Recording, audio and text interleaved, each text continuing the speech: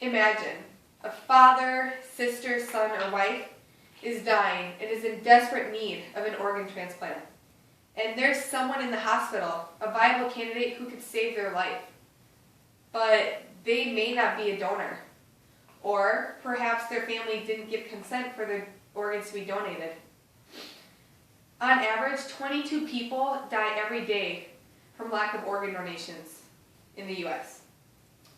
This is over 8,000 casualties every year. According to Emergency Department Referral for Organ Donation, more organ donors and more organs per donor, 119,000 patients are in need of organ donations.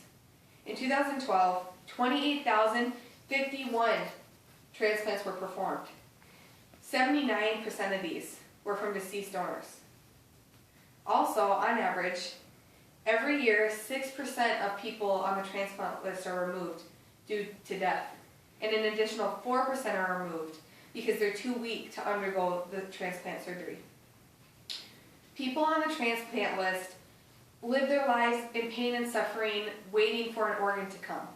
They hope, wish, pray for this organ, but unfortunately, that's not always how it happens. If it were mandatory for everyone to be an organ donor, we could save many more lives, not just in the U.S., but worldwide.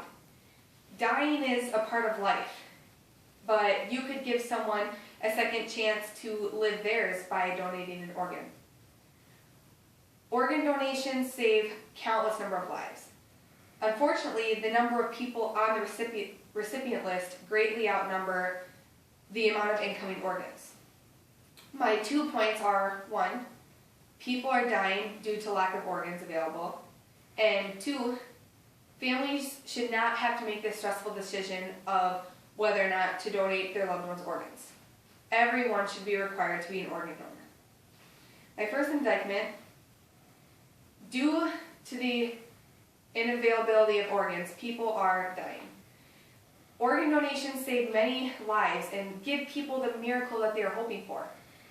According to Blood and Organ Donation Patterns of Trauma Surgeons, quote, transplant organ shortages and waitlist lines are also crucial problems.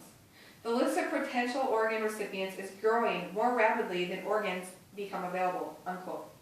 It also states that only 53% of Americans are indicated as donors on their driver's license.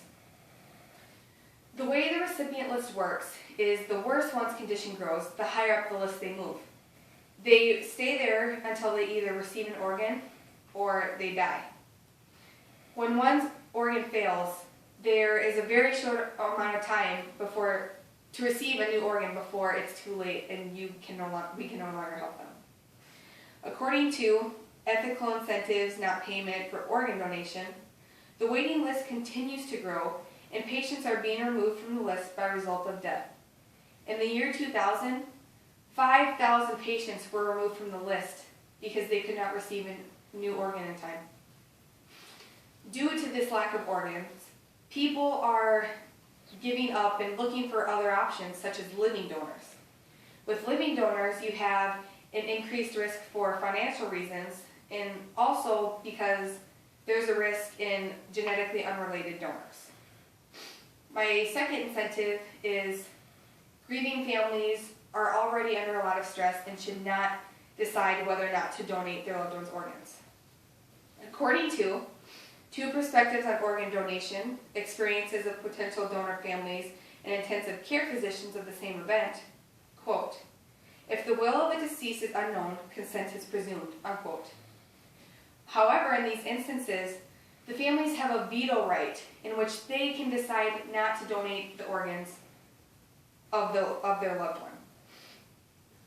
During this time, families are grieving and are under a lot of stress and are not always thinking clearly. To ask them to make such a big decision so soon after their loved one has died is unethical, I believe. The families don't want to think of their loved one as being cut apart and their organs being picked off by the doctors. According to Journal of Critical Care, 40 to 50% of relatives refuse donation. The number of donors is already low, and that number is only decreased when families refuse to give consent. for donation. So in conclusion, organ donations are a huge part of the medical field. These donations save many lives where otherwise they would have no other option. Due to the current size of the recipient list, there is a lack of organ donation. This is causing people to lose hope and look for other options. A big problem in organ donation is families choosing the veto right in instances where the deceased has an unknown will. Everyone should be required to be an organ donor. I believe it is something everyone should have to do, especially when someone else's life is at stake.